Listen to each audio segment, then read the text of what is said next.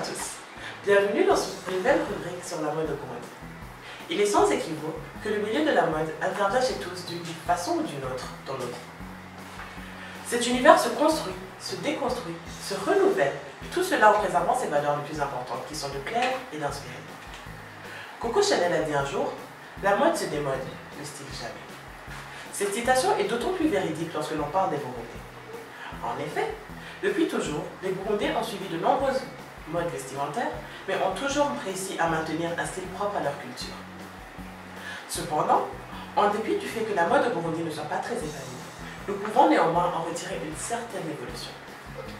La mode, ou plus précisément la mode vestimentaire, désigne la manière de se vêtir conformément au goût d'une époque dans une région de vie. La mode est également une façon de s'exprimer par rapport au monde extérieur, mais également exprimer nos convictions personnelles.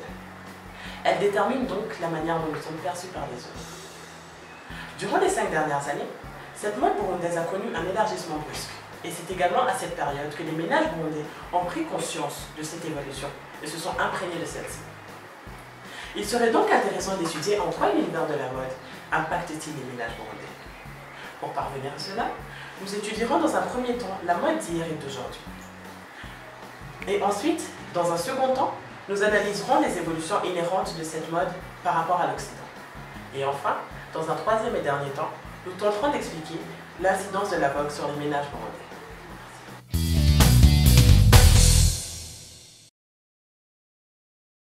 Nous savons tous qu'aucun homme n'est venu au monde tout habillé. Même de nos jours, aucune prouesse de ce genre n'est parvenue à se réaliser. Tout cela pour dire qu'on est passé de la nudité à la vêture, et de la vêture à la mode qui ne cesse toujours d'évoluer. Il est difficile d'estimer la date et le lieu précis où l'homme s'est vêtu pour la première fois, mais on peut dire qu'il s'est couvert au moment où il a pris conscience de son humanité. De même pour les Burundais, ces derniers, au fil des années, ont usé de tout ce que la nature pouvait leur offrir afin de produire de quoi se vêtir. Par ailleurs, nos ancêtres se sont couverts d'habits en écorce, plus connus sous le nom d'habits en ficus appelés igikoba, ou en peau d'animaux appelés igishato, dans le but de protéger le corps humain des intempéries ou agressions extérieures qui vont permettre de se mouvoir aisément. En effet, les Burundais étant très proches de la nature, ont eu l'idée d'user de tout ce que celle-ci pouvait leur offrir. C'est ainsi qu'à cette époque, une expansion de vêtements en peau d'animaux comme le guépard, le jaguar, la vache et ainsi de suite a connu le jour. On peut remarquer dans le même espace-temps une diffusion dans tout le pays des vêtements en ficus et ainsi que des vêtements en feuilles de palmier. On enlève seulement l'écorce sur le tronc de l'arbre. Sur juste les grands, la base de l'arbre, le tronc, on enlève. On le met sur le bois qui est en bas et puis on utilise les moyens. C'était le travail des couturiers spécialisés appelés abafundis. Le costume habituel d'un homme comportait deux vêtements. Ifundo, une tunique nuée à l'épaule droite et umutamana, une ample cape attachée autour du cou qui couvrait la poitrine et retombait en dessous du genou.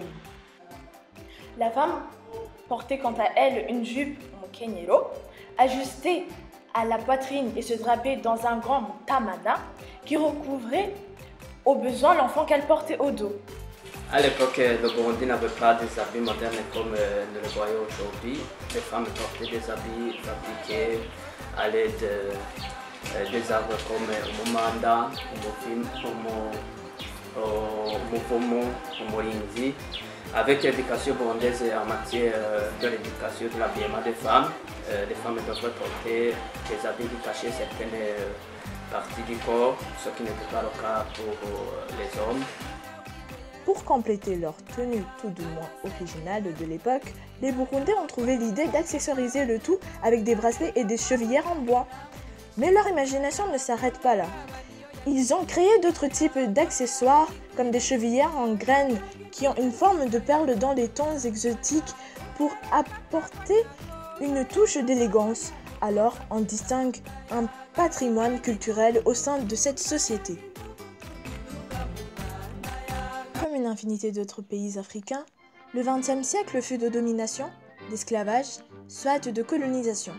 En effet, le Burundi fut colonisé dans un premier temps par l'Allemagne, ensuite par la Belgique.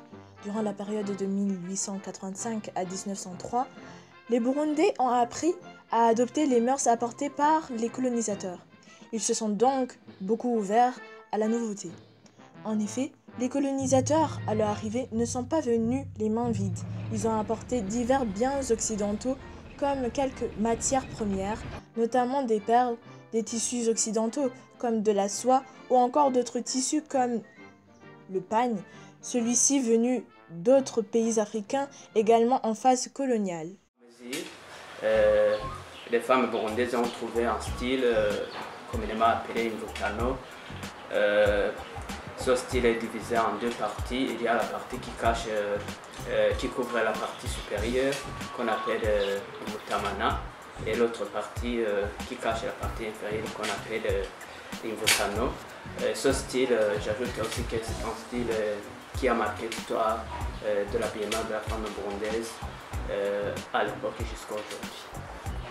En effet, il existe un habit traditionnel appelé Imvutano qui ressemble à l'habit de l'homme burundais appelé Imbega, fabriqué dans une matière occidentale dite élégante pour souligner le raffinement de la femme burundaise.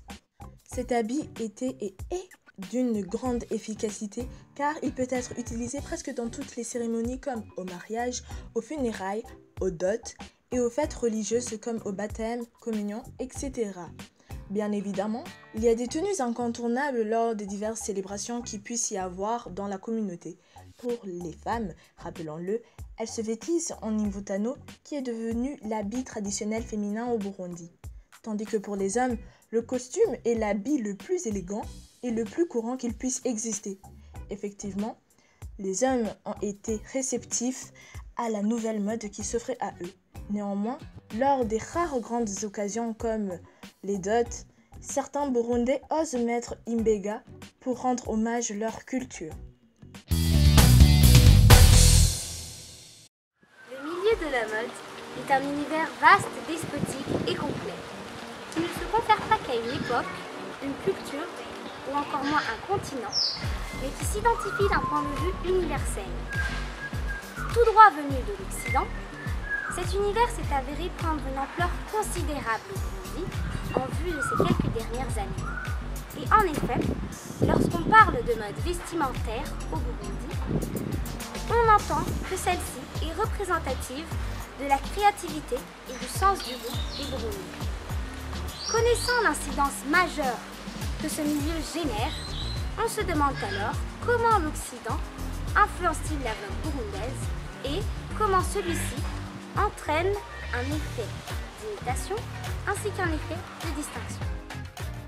Comme pour nombreux d'entre nous, l'Occident représente une figure phare de la mode, qui renferme l'âme des plus grands couturiers et créateurs de mode de tous les temps, tels que Yves Saint Laurent, Coco Chanel, Karl Lagerfeld, Christian Dior, Ralph Lauren et plein d'autres encore. Tous ces créateurs, stylistes et couturiers auront marqué à tout jamais ce milieu, si bien que leur créativité, leur volonté de créer quelque chose d'innovant et leur détermination se seraient propagées jusqu'aux esprits des Burundais. Par conséquent, l'Occident devient alors, pour ces derniers, une inspiration pour ceux qui voudraient développer un esprit artistique en relation avec la mode. Cette région du monde possède en ce jour une société de consommation en matière de mode plutôt imposante, dont le souffle en vient même à en influencer les consommateurs burundais, qui se réfèrent toujours aux tendances occidentales pour leur choix en matière d'habillement. L'Occident et sa société de consommation deviennent alors des figures illuminatrices pour les Burundais passionnés de mode. On distingue alors deux sortes de créateurs de mode, à savoir ceux qui vont directement s'inspirer des pratiques occidentales pour la création de leurs modèles.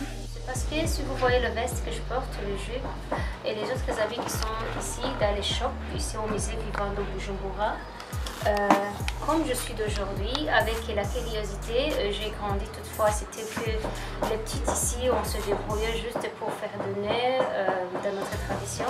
Mais moi, je suis de moderne. J'ai essayé de grandes traditions modernes en imitant les styles européens, occidentaux.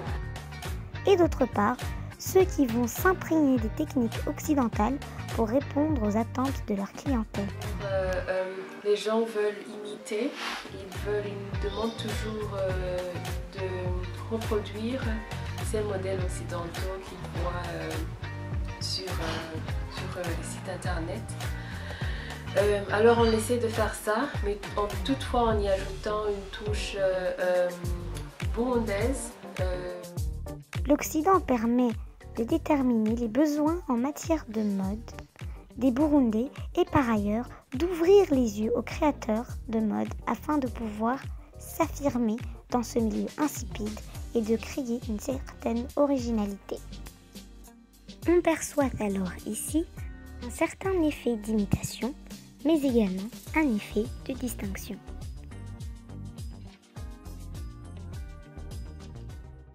Du fait de la mondialisation, les Burundais ont su s'imprégner des idéaux outre que les leurs en matière d'habillement. D'après nos analyses, on se demande alors si la mode burundaise ne serait pas en train de se lancer vers le mouvement du MeToo. Car en effet, nous remarquons que la plupart des Burundais tentent d'imiter le style vestimentaire des Occidentaux qu'ils auraient observé via la télévision, les réseaux sociaux, etc. Mais d'autre part, on remarque également que ces derniers imitent aussi fortement la diaspora burundaise, avec lesquels ils s'identifient plus facilement car ils se sentent plus en familiarité avec eux. Les Burundais se voient donc imiter leur style vestimentaire, quitte à même devoir acheter des vêtements à l'étranger pour parfaitement pouvoir leur ressembler. Néanmoins, même si pour certains cela pourrait être problématique de constamment acheter leurs vêtements ailleurs, certains Burundais arrivent tout de même à être conformes au style vestimentaire qu'ils voudraient adopter en trouvant les vêtements localement à un prix beaucoup plus bas, mais avec une qualité peu garantie. Toutefois, malgré de nombreux revers de cette prépondérance occidentale, on y discerne tout de même un certain effet de distinction, qui serait très représentatif des créateurs de mode burundais, car bien entendu, les créateurs de mode tels que Bedel Fashion ou encore Crystal vont tenter de se défaire des modèles occidentaux en essayant d'ajouter à leurs vêtements une touche culturelle ou encore personnelle, permettant alors d'acquérir une certaine originalité à leurs articles. Ces créateurs de mode savent pertinemment l'ampleur qu'a l'Occident sur leur clientèle. C'est pour cela qu'ils ne se détachent pas tout à fait de leurs pratiques, mais s'en inspirent simplement pour rester dans la modernité. De ce fait, les créateurs de mode burundais vont alors créer des vêtements qui sauront plaire les consommateurs et qui les inciteront peut-être à adopter une mode plus culturelle, quitte à se détacher de la conformité occidentale pour changer les mentalités. On retient donc que les stylistes burundais s'inspirent de la vogue occidentale pour créer leurs pièces, mais tout cela en tentant de jouer sur l'utile et l'agréable, comme nous l'aurait si bien dit Ange Muyubila, directrice et fondatrice de Kazosa Art.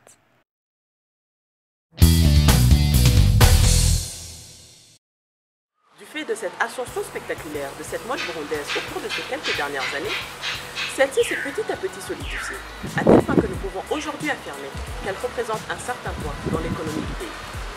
Mais cependant, comme nous allons l'expliquer plus tard dans la vidéo, économiquement parlant, la mode burundaise a toujours une longue carrière. En effet, la mode, comme tout autre business, est un secteur générant des revenus. Elle occupe, pour ainsi dire, une place assez importante dans l'économie de certains pays développés. Le chiffre d'affaires de ce secteur étant estimé à 150 milliards d'euros en France en 2016. Mais malheureusement, une place presque toujours imperceptible dans l'économie du pays. Cependant, sa part dans l'économie burundaise n'a cessé de croître, générant par la même occasion quelques impacts socio-économiques. Comme cela a clairement été expliqué dans les deux premières parties de cette vidéo, nous constatons que les habitudes mais aussi les coutumes vestimentaires de l'époque semblent laisser place à des habillements un peu plus modernes, nécessitant donc une technique mais aussi un savoir-faire un tantinet plus rigoureux. Cependant, cette légère tendance de disparition de ces anciennes traditions burundaises a rapidement été maîtrisée car aujourd'hui, l'on recense une infinité de commerces et d'indépendants qui, grâce à leur dévouement et leur amour pour cette dite culture, ont su faire prospérer et non pas sombrer les accoutumances burundaises dans le secteur de l'habillement et du costume. En effet, comme nous l'a appris le très respecté ancien prêtre catholique et professeur d'université en faculté de lettres répondant au nom d'Adrien Narona, le meilleur moyen qu'il existe jusqu'à ce jour afin de préserver une culture est de la mettre en commerce. Car selon lui, chaque chose aujourd'hui fonctionne grâce à l'argent. C'est-à-dire que plus il y aura de commerce touchant de près ou de loin la culture burundaise ou encore la promotion de celle-ci, plus il y aura de chances de voir cette culture burundaise s'épanouir et s'étendre au fil des années. En outre, cela s'observe également lorsque l'on voit certains commerçants qui tenteront de s'empresser d'élargir leurs entreprises en y incorporant des articles rappelant la culture burundaise, comme notamment les imbutano, les imbega, qui, rappelons-le, sont respectivement les costumes traditionnels des femmes et des hommes burundais de nos jours, et ainsi de suite. Il arrive même, dans d'autres cas, de voir ces mêmes commerçants investir exclusivement dans des articles de ce genre, sans pour le moins se rendre compte que grâce à leur travail, certains aspects de la culture burundaise sont maintenus à flot. Pourtant, l'on note une réelle différence sur le prix de ces produits et articles en fonction des lieux où l'on choisit de se les procurer. En effet, il est sans équivoque que les prix que l'on rencontrera sur un marché quelconque, tel que le marché de Sioni et le marché de Buyendi, ne seront pas les mêmes pratiqués dans certains magasins de plus haut niveau, malgré l'homogénéité des produits. Ainsi, les prix se verront beaucoup plus à la baisse dans les marchés quelconques et, inversement, ils seront très élevés dans les magasins. De ce fait, dans la mesure où un individu sera freiné par son budget et ne pourra donc pas pleinement profiter de tous les choix qui s'offriront à lui, on parlera de contraintes budgétaires. Par définition, la contrainte budgétaire du consommateur renvoie à la limitation des dépenses qu'il fera et qui variera en fonction de son revenu.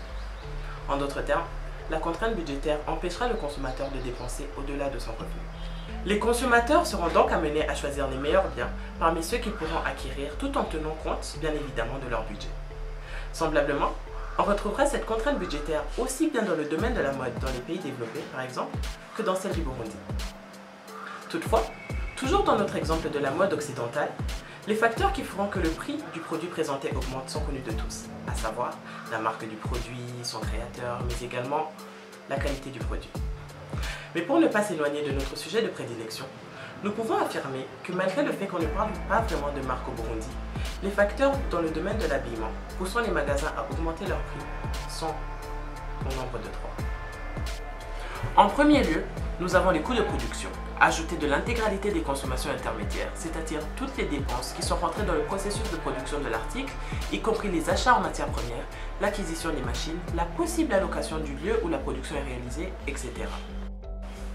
Deuxièmement, le respect du commerce équitable et de la main-d'œuvre, c'est-à-dire la rémunération des artisans et travailleurs, car dans certaines entreprises que nous avons eu l'opportunité de visiter, comme notamment Kazoza Arts, on nous a appris que l'artisan recevait non seulement un salaire quotidien, mais encore était rémunéré 20% du prix de vente de l'article produit.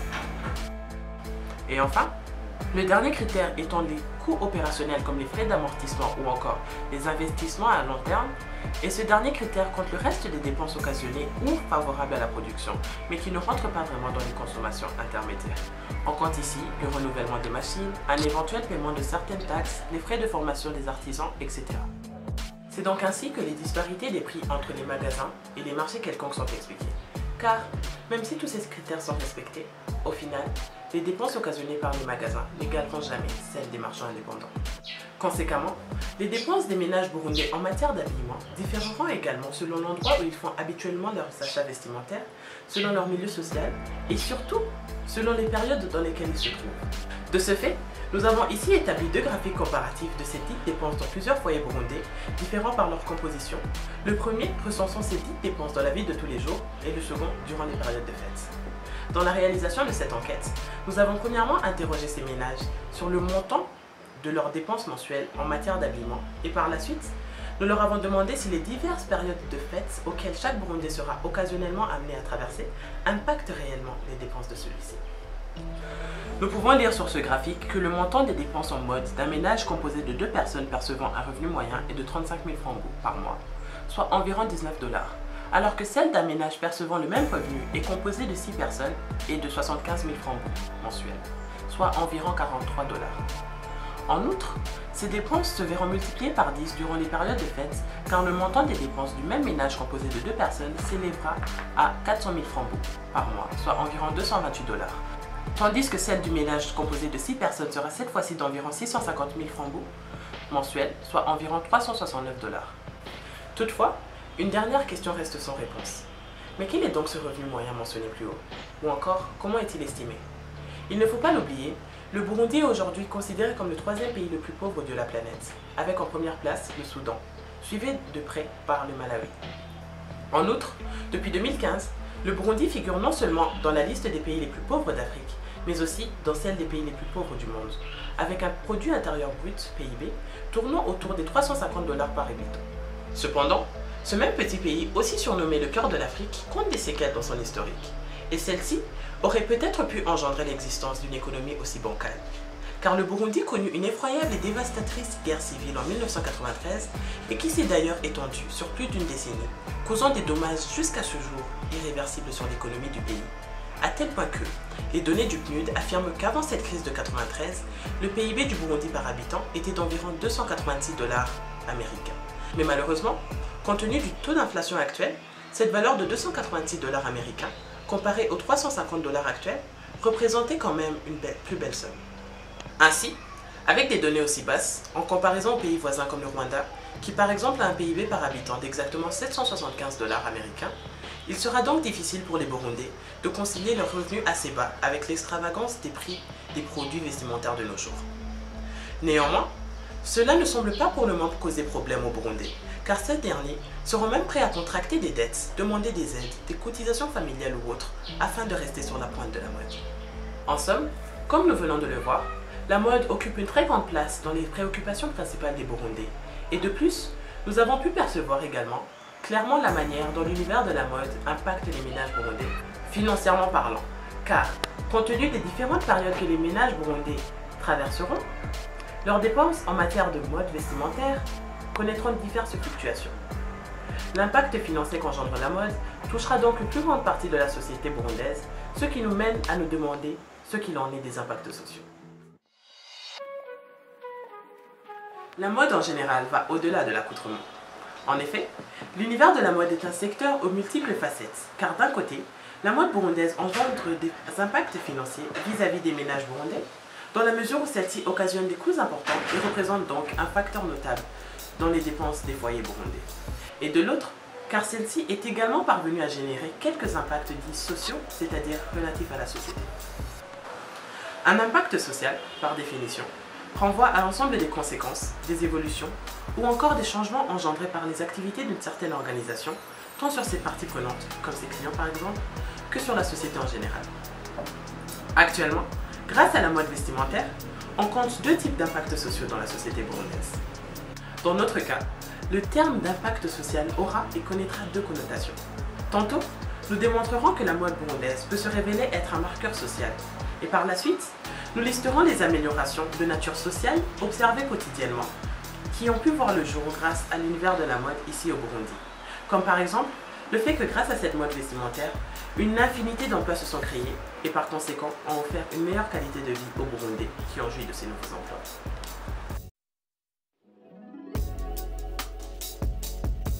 Une des fonctions premières de la mode vestimentaire est le fait qu'elle est en mesure d'offrir aux individus qui l'utiliseront, entre parenthèses, une chance de librement affirmer non seulement leurs idéologies, mais également leur personnalité, en vue de construire et de définir leur propre identité sociale.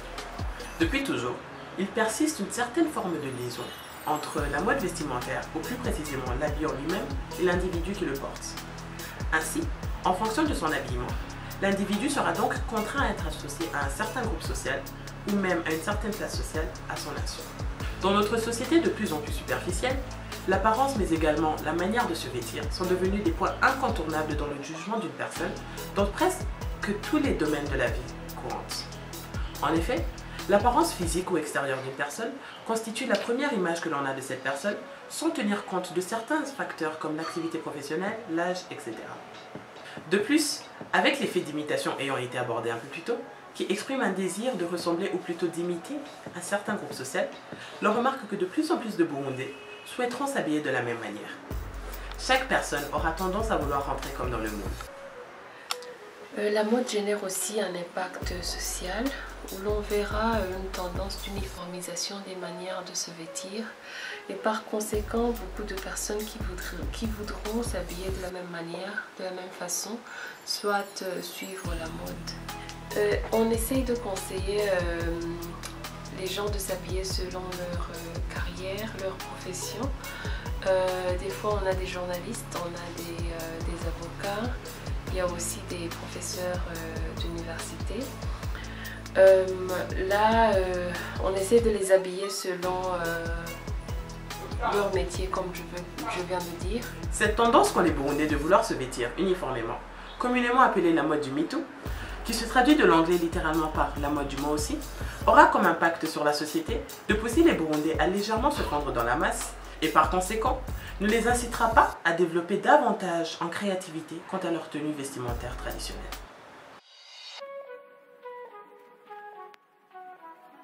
La mode est-elle créatrice d'emploi?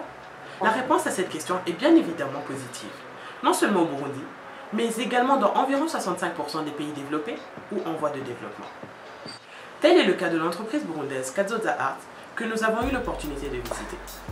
Kazoza Art est une entreprise artisanale produisant divers biens relatifs à la mode ou à l'art burundais, où nous avons eu l'occasion de rencontrer la directrice des lieux, Ange, qui nous a expliqué quels étaient ses réels objectifs. Comme nous l'a expliqué Ange, un des objectifs principaux de l'entreprise Kazoza Art est le développement et l'épanouissement du secteur de l'artisanat, mais également des artisans en eux-mêmes, ici au Burundi, afin de lutter contre la pauvreté persistante du pays. C'est un avenir pour l'artisanat burundais, non seulement ici au Burundi, mais à l'étranger. Ça veut dire que ce que nous voulons, c'est que les techniques artisanales burundaises, utilisant la matière première locale burundaise et fait par les mains locales,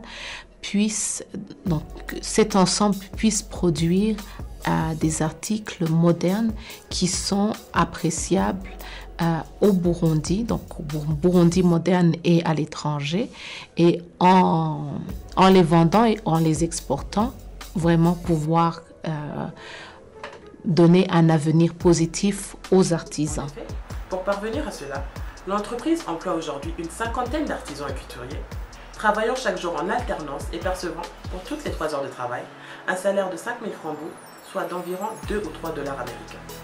Aux yeux de certains, cette valeur semblerait très basse. Mais le fait est qu'aujourd'hui au Burundi, une très grande partie de la population issue des milieux très pauvres ne parvient même pas à dépasser le seuil des 2 000 francs par jour.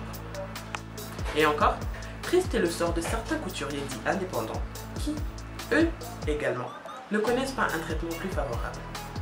Un couturier basé dans un quartier populaire des rues de Bujumbura nous confie: je dois gagner environ 8 000 francs chaque jour si je suis chanceux. Autrement, durant les temps difficiles, il m'arrive même de ne pas totaliser la somme de 5 000 francs. Et, malheureusement, cela arrive plus fréquemment que vous ne le pensiez. Un couturier de chez Kazoza gagnera donc environ 2 fois plus qu'un couturier indépendant.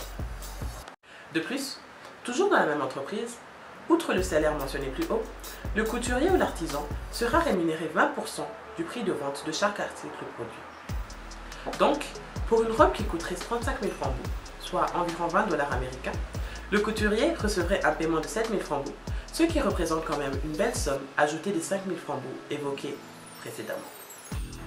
L'entreprise souhaiterait donc combattre la pauvreté par la mode mais aussi par l'artisanat. Il faut noter qu'avant leur début chez Kazoza, les artisans et couturiers y travaillant faisaient partie des 80% des Burundais, gagnant moins de 1 dollar par jour. La directrice de l'établissement affirme vouloir révoquer ce seuil de 1 dollar de bénéfices par jour que connaissent certains Burundais. Elle a comme objectif de doubler, voire tripler cette valeur. L'impact social qui s'est ici opéré a été de les sortir de la pauvreté afin d'évoluer dans la société, prendre correctement soin de leur famille en cas d'enfants déscolarisés, voire même pour des projets un peu plus personnels, comme notamment démarrer un petit business ou encore être en mesure d'aller à l'université.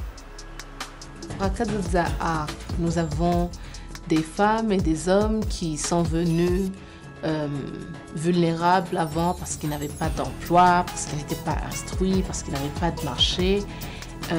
Mais maintenant, ils ont non seulement de nouvelles techniques, non seulement un marché, des revenus sûrs et courants. Et franchement, ça leur donne un espoir et ils peuvent rêver.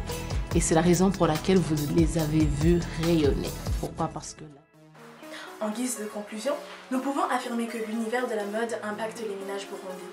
Car la mode s'est installée lentement mais sûrement dans le petit pays qu'est le Burundi, passant d'une mode vestimentaire à base de peau d'animaux et d'écorce d'arbres, en outre des vêtements en peau de vache, ficus, laissant place à une vogue beaucoup plus riche et exotique grâce à la colonisation, qui a tenu un grand rôle dans l'évolution de celle-ci à l'époque, avec la venue des différents tissus et nouvelles formes d'habits, et ainsi de suite. Cette évolution ne s'est sans doute pas déclarée toute seule, car, en effet, elle a été fortement influencée par de multiples facteurs. De nos jours, les réseaux sociaux, plus précisément Internet, influencent fortement les consommateurs en matière de mode. En raison de la mondialisation, l'apparence peut devenir une obsession pour certaines personnes et être à la mode une obligation. C'est ainsi que nous distinguons une certaine influence occidentale qui va engendrer des impacts économiques et sociaux. En effet, cette mode progressivement naissante connaît plusieurs avantages, accompagnés tout de même de quelques inconvénients, comme le fait que les dépenses des ménages burundais en matière d'habillement seront fortement influencées par tous les travers de la mode burundaise, comme notamment le fait de porter des habits qui coûtent les yeux de la tête, malgré un revenu disponible assez restreint. Mais la mode a des côtés positifs comme créer et offrir de nouveaux emplois aux ménages. Elle est également un marqueur social, car nous savons tous que l'habit ne fait pas le moine. C'est ainsi que dans l'ensemble, la mode impacte notre vie quotidienne, dans tous les sens du terme.